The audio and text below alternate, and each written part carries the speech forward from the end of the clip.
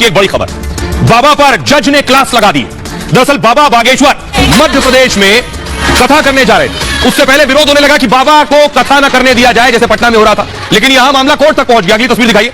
बाबा ने बड़ा पंडाल लगाया, हजारों समर्थक बाबा की कथा सुनने आ रहे हैं, लेकिन यह मसला कोर्ट में गया और कोर्ट में जज ने फटकार लगाई और यह वीडियो वायरल है। अगली तस्वीर दिखाई। ये आप देख रहे हैं, ये जज साहब बैठे और ये वकील है। वकील अपनी दलील दे रहे थे, कह रहे थे बाबा बागेश्वर की कथा रोकिए, आदिवासियों की भावनाएं हाथ हो रही हैं। जज ने बुरी तरह से वकील साहब को डांटा, डपटा और फटकारा, का जेल भेज दूंगा। पहले जरा सुनिए, फिर पूरा मामला बताऊं। सर्वे आदिवासी बदतमीजी करना भूल जाओगे सारी। तुम लोगों ने ये सोच लिया है कि बदतमीजी करके तुम जो है अपने आप के लिए बहुत बड़ी टीआरपी कलेक्ट कर लोगे। ये बदतमीजी करना भूल जाओगे सारी। हाँ, तो तुम्हें वकालत करने का सिखाया नहीं कि कैसे कोर्ट से बात की जाती है। और जरा भी उल्टी सीधी बहस करी, यहीं से जेल भेजूंगा मैं। और जरा भी उल्टी सीधी बहस करी, यहीं से जेल भेजूंगा मैं। माइंड यू, सारी वकालत खत्म हो जाएगी, समझ गए? You should know how to argue in high court. किसने भेजा है आपको? हम वही तो बता रहे हैं, आप समझने को तैयार नहीं है। कॉन्स्टिट्यूशन आपको जो बता रहा है वो बता रहा हूं मैं। नहीं, you talk properly. हाँ, बताइए। हाँ, आप सुनने को तैयार है नहीं है, कुछ भी बोले जा रहे हैं जबरदस्त। Let notices be issued for contempt against the council. शुभ नाम बताइए आपका। मैंने आपसे सवाल क्या पूछा था? पहले तो आप सुन ही नहीं रहे हैं। मैंने आपसे सवाल क्या पूछा था? पहले मेरा सवाल बताइए। वो सवाल ये मैं जो आर्गुमेंट, पहले मेरा सवाल का उत्तर दीजिए आप। मैं आर्गुमेंट कर रहा हूँ, उसको आप पहले सुने। आर्गुमेंट सुने। नहीं सुनेंगे आपका आर्गुमेंट। आर्गुमेंट सुने। नहीं सुनेंगे आपका आर्गुमेंट। आप सवाल का उत्तर देंगे जब तक नहीं सुनेंगे। और इस तरीके से अगर आप बहस करेंगे तो कंटेम्प्ट का नोटिस इशू करेंगे, आपको जेल भेजेंगे। सर्वे आदिवासी बदतमीजी करना भूल जाओगे सारी। तुम लोगों ने ये सोच लिया है कि बदतमीजी करके तुम जो है अपने आप के लिए बहुत बड़ी टीआरपी कलेक्ट कर लोगे। ये बदतमीजी करना भूल जाओगे सारी। हाँ, तो तुम्हें वकालत करने का सिखाया नहीं कि कैसे कोर्ट से बात की जाती है। और जरा भी उल्टी सीधी बहस करी, यहीं से जेल भेजूंगा मैं। और जरा भी उल्टी सीधी बहस करी, यहीं से जेल भेजूंगा मैं। माइंड यू, सारी वकालत खत्म हो जाएगी, समझ गए? You should know how to argue in high court. किसने भेजा है आपको? हम वही तो बता रहे हैं, आप समझने को तैयार नहीं है। कॉन्स्टिट्यूशन आपको जो बता रहा है वो बता रहा हूं मैं। नहीं, you talk properly. हाँ, बताइए। हाँ, आप सुनने को तैयार है नहीं है, कुछ भी बोले जा रहे हैं जबरदस्त। Let notices be issued for contempt against the council. शुभ नाम बताइए आपका। मैंने आपसे सवाल क्या पूछा था? पहले तो आप सुन ही नहीं रहे हैं। मैंने आपसे सवाल क्या पूछा था? पहले मेरा सवाल बताइए। वो सवाल ये मैं जो आर्गुमेंट, पहले मेरा सवाल का उत्तर दीजिए आप। मैं आर्गुमेंट कर रहा हूँ, उसको आप पहले सुने। आर्गुमेंट सुने। नहीं सुनेंगे आपका आर्गुमेंट। आर्गुमेंट सुने। नहीं सुनेंगे आपका आर्गुमेंट। आप सवाल का उत्तर देंगे जब तक नहीं सुनेंगे। और इस तरीके से अगर आप बहस करेंगे तो कंटेम्प्ट का नोटिस इशू करेंगे, आपको जेल भेजेंगे। जज साहब का गुस्सा क्यों था, जरा आइए अब मैं आपको बताता हूं। पूरा मामला क्या था कि बाबा बागेश्वर की कथा ना होने पाए, कैसे भी बाबा बागेश्वर को रोक लिया जाए, बाबा पहुंचने ना पाए, पंडाल ना लगना पाए। देखिए जरा, हुआ यह कि बागेश्वर धाम की कथा के खिलाफ याचिका लगाई गई, रोक लो बाबा को। एमपी के बालाघाट में रामकथा पर आपत्ति जताई गई। आदिवासियों की भावना आहत होने की दलील दी गई कि बाबा कथा करेंगे तो आदिवासियों की भावनाएं आहत हो जाएंगी। याचिका में कहा गया रामकथा से भावना आहत होती है। भादुकोटा जगह का नाम है, भादुकोटा आदिवासियों के बड़ा देव का पूजा स्थल है, बड़े देव का। यहां पर रामकथा के आयोजन का विरोध किया गया, यहां रामकथा मत करवाइए वरना आदिवासियों की आस्था आहत हो जाएगी। मध्य प्रदेश हाईकोर्ट में याचिका पर सुनवाई हुई। वकील की दलील से जज साहब बेहद नाराज हो गए। हाईकोर्ट में सुनवाई का यह वीडियो वायरल है जो मैंने आपको सुनाया। जस्टिस विवेक अग्रवाल साहब थे और वकील के बीच बहस हुई। वकील के व्यवहार पर जज साहब को बहुत गुस्सा आया। जज साहब के सवालों का वकील सही से जवाब नहीं दे पा रहा था। सुनवाई के दौरान जज ने वकील को फटकारा, बागेश्वर सरकार के खिलाफ याचिका को खारिज कर दिया। अब जरा सुनिए क्या कुछ दलील दे रहा था वकील, जिसके बाद जज साहब को गुस्सा आया। सुनिए। ये बड़ा देव भगवान स्थल जो है, यहाँ से जुड़ी हुई क्या मान्यताएं हैं और उन मान्यताओं का कैसे किसी के कथावाचन करने से अपमान होता है, वो सवालों को जवाब दीजिए, फिर आगे बढ़ते हैं। उनके पूर्व से पहले बताइए क्या मान्यताएं हैं। वहां लिखा है आपने पिटीशन में, उनकी क्या मान्यताएं हैं? आप कहते हैं कि किसी की मान्यता है तो उस मान्यता के संबंध में विस्तृत विवरण होना चाहिए याचिका में। क्या विवरण है बताइए। इसमें पढ़ के बता रहा हूँ, बता रहे पिटीशन में। हाँ बताइए, पैराग्राफ नंबर। पैराग्राफ 1 है हमारा पिटीशन है, दी है आपको, लगवाई है। उनसे इतना तो समझ लीजिए हम आपसे सवाल क्या पूछ रहे हैं। दिक्कत यही होती है कि उस वकील को खड़ा कर देते हैं, उसको सवाल का उत्तर देने का भी वो नहीं है। I am asking you a direct question that when you से ऑन पेज 12 कि बड़ा देव भगवान स्थल है और उससे आदिवासियों की मान्यताओं को, आत्मसम्मान को ठेस पहुंचेगी। मैंने आपसे सवाल पूछा, इस बड़ा देव भगवान से जुड़ी हुई क्या मान्यताएं हैं और उन मान्यताओं को किसी कथा के करने से कैसे। आपने जज साहब को सुन लिया आपने। अब मैं आपको बताता हूं कि दरअसल वकील साहब से जज साहब ने सवाल क्या पूछे और जो सवाल पूछे उस पर वो जवाब भी नहीं दे पाए। अब देखिए जरा जज साहब के सवाल। जज साहब ने पूछा, आप किसकी तरफ से आए, याचिका क्या लेकर आए आप? वकील ने कहा कि सर्व आदिवासी समाज के अध्यक्ष गोवर्धन मरावी की तरफ से मैं याचिका लाया हूं। जज ने कहा, लेकिन सर्व आदिवासी समाज ने मरावी को अध्यक्ष माना, इसकी जानकारी आपकी याचिका में तो है नहीं। सर्व आदिवासी समाज किसके लिए काम करता है इसकी भी जानकारी नहीं है। आप किसकी तरफ से आए? जज ने कहा धीरेन्द्र शास्त्री की कथा से आदिवासियों की भावना आखिर कैसे आहत होती है, मुझे बताइए। वकील ने कहा इस पर सही से जवाब नहीं दे सके वकील साहब, और जब जवाब नहीं दे सके इसे मूव कीजिए प्लीज, इस पर आप कहीं और कथा करवाने के आदेश दीजिए, वकील ने यह कहा। जज ने कहा आप कौन होते हैं यह तय करने वाले कि कार्यक्रम कहां होगा? अगर उल्टी सीधी बहस की तो जेल भेज देंगे।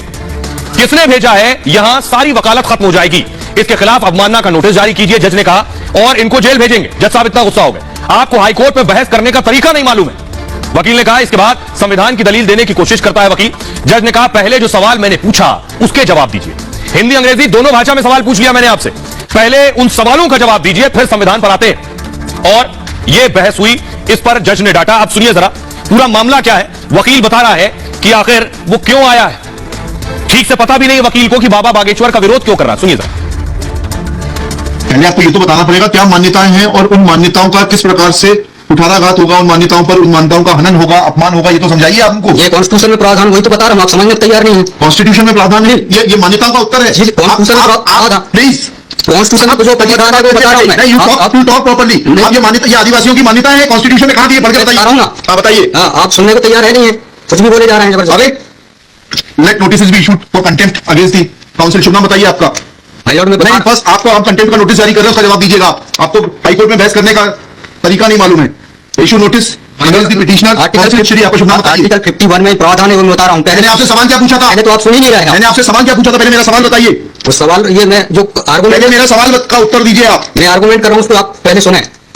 आर्गुमेंट सुने। नहीं सुनेंगे आपका आर्गुमेंट। आप सवाल का उत्तर देंगे जब तक नहीं सुनेंगे। और इस तरीके से अगर आप बहस करेंगे तो अब आप दूसरा सवाल सुनिए, उसका उत्तर दीजिए पहले, फिर संविधान पढ़ेंगे। ये सर्व आदिवासी समाज कौन है, किसने ऑथराइज किया है आपको ये पिटीशन फाइल करने के लिए? सर्वे आदिवासी। बदतमीजी करना भूल जाओगे सारी। तुम लोगों ने ये सोच लिया है कि बदतमीजी करके तुम जो है अपने आप के लिए बहुत बड़ी टीआरपी कलेक्ट कर लोगे। बदतमीजी करना भूल जाओगे सारी। हाँ, तो तुम्हें वकालत करने का सिखाया नहीं कि कैसे कोर्ट से बात की जाती है। और जरा भी उल्टी सीधी बहस करी यहीं से जेल भेजूंगा मैं, और जरा भी उल्टी सीधी बहस करी यहीं से जेल भेजूंगा मैं। माइंड यू, सारी वकालत खत्म हो जाएगी, समझ गए?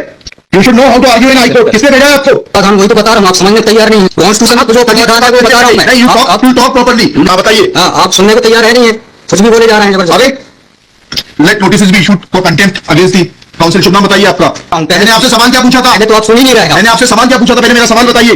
वो सवाल ये मैं जो आर्गुमेंट, पहले मेरा सवाल का उत्तर दीजिए आप। मैं आर्गुमेंट कर रहा हूं उसको आप पहले सुने।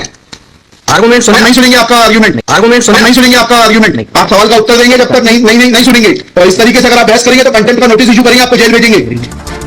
तो जज ने ऐसे फटकारा, याचिका खारिज कर दी। और याचिका खारिज होने के बाद बाबा की कथा हुई, क्योंकि अगले दिन ही होनी थी। कथा शुरू हो गई बाबा की मध्य प्रदेश के बालाघाट में।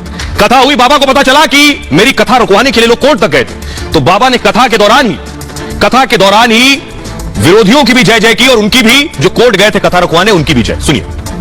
दुर्गावती जी, रानी दुर्गावती जी, श्री सीताराम भगवान की, बागेश्वर धाम की, नमः पार्वती पते, बालाघाट के पागलों की, कथा यजमानों की, कथा में सहयोग करने वालों की, हाई कोर्ट में जाके विरोध करने वालन की भी, नमः पार्वती पते। दुर्गावती जी, रानी दुर्गावती जी, श्री सीताराम भगवान की, बागेश्वर धाम की, नमः पार्वती पते, बालाघाट के पागलों की, कथा यजमानों की, कथा में सहयोग करने वालों की, हाई कोर्ट में जाके विरोध करने वालन की भी, नमः पार्वती पते। तो बाबा का विरोध करने वाले भी बहुत से हैं, मैंने आपको बताया, और बाबा के समर्थन में भी बहुत से लोग हैं। और इसीलिए बाबा की सुरक्षा बढ़ा दी गई है। ये आप देख रहे हैं, बाबा का जब काफिला चलता है तो साथ साथ हजारों लोग आगे पीछे चलते हैं, इसलिए सिक्योरिटी बाबा की बढ़ा दी गई है। बाबा का खतरा बढ़ गया है। अगली तस्वीर दिखाई जरा। ये आप देख रहे हैं, ये भीड़ है। इस भीड़ की वजह से, इस भीड़ को देखते हुए, बाबा को थ्रेट देखते हुए, बाबा को धमकी देखते हुए, बाबा को वाई कैटेगरी सुरक्षा दे दी गई है। जी हां, बाबा की जो सुरक्षा दस्ता है वो बढ़ा दिया गया है। किस तरह की सुरक्षा बाबा को मिलने वाली है ये मैं आपको बताता हूं, देखिए जरा। अब बाबा वाई कैटेगरी में रहेंगे। ये Y category security, Dhirendra Shastri को अब उच्च श्रेणी की सुरक्षा दे दी गई है, जिसे वाई कैटेगरी कहते हैं। वाई कैटेगरी में 8 सुरक्षाकर्मी शामिल होंगे जो हर वक्त उनके इर्द गिर्द रहेंगे। 2 निजी गार्ड होंगे, जिसमें से वाई कैटेगरी में 1 या 2 कमांडो भी तैनात होंगे साथ में। निजी गार्ड 6 से 8 घंटे की शिफ्ट में रोटेट होते रहेंगे। 1 से 2 गाड़ियों का काफिला रहेगा। सुरक्षा पर हर महीने 12 लाख रुपए खर्च होंगे। हाल में बाबा को धमकी भी मिली थी और जिसके बाद धीरेन्द्र शास्त्री की सुरक्षा बढ़ाई गई है। यह वो सुरक्षा दस्ता है जो हर वक्त साथ रहेगा। इसके अलावा बाबा जिस शहर जाएंगे, जिस राज्य में जाएंगे, वहां का लोकल एडमिनिस्ट्रेशन, स्थानीय पुलिस भी बाबा के साथ रहेगी। इसके अलावा आइए अब मैं आपको बताता हूं बाबा का विरोध क्यों हो रहा है। बाबा का विरोध होने के पीछे कई वजह है, क्योंकि पहली बड़ी वजह है कि धीरेन्द्र शास्त्री जो है वो मांग कर रहे हैं हिंदू राष्ट्र की। धीरेन्द्र शास्त्री हिंदू राष्ट्र की मांग करते हैं तो विरोधी उनके सामने आकर सवाल उठाते हैं। विरोधी उनके खिलाफ आकर क्या क्या कह रहे हैं जरा वो सुनिए। बाबा के विरोध के पीछे वजह क्या है? विरोध की वजह यह है कि बाबा कहते हैं भारत को हिंदू राष्ट्र बनाना है। ये बगल में जिन्हें आप देख रहे हैं ये अरशद मदनी साहब के भतीजे हैं, अनस हसन मदनी। इनका कहना है हिंदू राष्ट्र की बात करने वाले गद्दार हैं। बाबा कहते हैं लोगों को जगा रहे हैं, माहौल नहीं बिगाड़ रहे हैं। हसन मदनी ने कहा हिंदू राष्ट्र के नाम पर माहौल बिगाड़ने की कोशिश हो रही है। बाबा कह रहे हैं हम हिंदू की बात करेंगे, हिंदू राष्ट्र को लेकर रहेंगे। तो हसन मदनी कह रहे हैं मुसलमान मुस्लिम राज्य की बात करें तो फिर देशद्रोही क्यों है?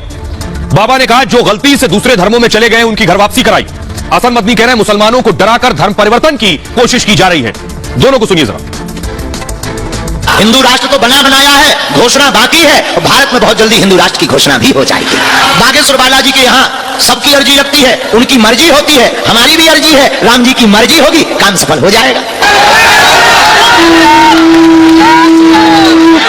लोगों के कहने में मत पड़ा करो, इनको कहने दो।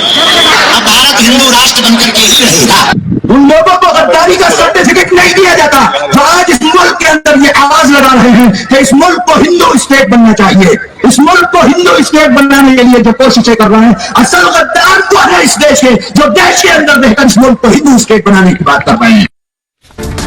विरोध अपनी जगह है, लेकिन बाबा की लोकप्रियता भी तेजी से बढ़ रही है। इतनी तेजी से बढ़ रही है कि बाबा, ये लंदन की तस्वीर आप देख रहे हैं, बाबा पर फिल्म बनने जा रही है। जी हां, बाबा पर फिल्म बनने जा रही है और उसकी शूटिंग लंदन में होगी।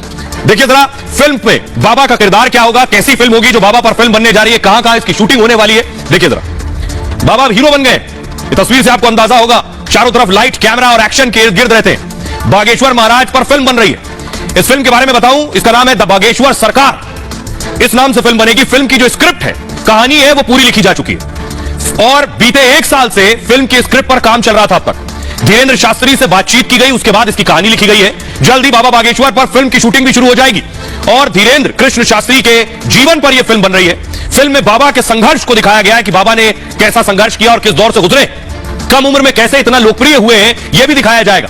भोपाल, छतरपुर और लंदन में फिल्म की शूटिंग होनी है। इस फिल्म के निर्देशक हैं विनोद तिवारी और विनोद तिवारी इससे पहले 3 फिल्में बना चुके हैं। बागेश्वर महाराज पर फिल्म अगले साल यानी 2024 में रिलीज हो जाएगी।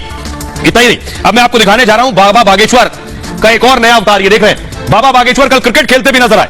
ये तस्वीर तो आप एक देख रहे हैं, लेकिन बाबा बागेश्वर हर रोज क्रिकेट खेलते हैं। जरा स्कोर देखिए, आईपीएल के खिलाड़ी भी पीछे पड़ जाएंगे बाबा के स्कोर के आगे। देख रहे हैं आप ये पिच आप देख रहे हैं और ये बाबा का बैटिंग स्टाइल देख रहे हैं। बाबा बागेश्वर क्रिकेट के बेहद शौकीन है और हर दिन क्रिकेट खेलना इन्हें बहुत पसंद है। जब वक्त मिलता है मैदान पर चले आते हैं। कथा के साथ साथ क्रिकेट की भी व्यवस्था होती है जहां कथा करने जाते हैं। सागर में बाबा ने ताबड़तोड़ बल्लेबाजी की, करीब 50 मिनट तक बाबा ने बैटिंग की। अब जरा स्कोर देखिए, बाबा बागेश्वर ने 16 चौके 19 छक्के मारे। चौके और छक्के से 178 रन बना दिए, 178 रन। भक्तों श्रद्धालुओं ने उनकी बैटिंग का लुत्फ उठाया। तो सिर्फ कथा नहीं करते हैं बाबा, पर्चा नहीं खोलते हैं, क्रिकेट भी खेल लेते हैं। आइए।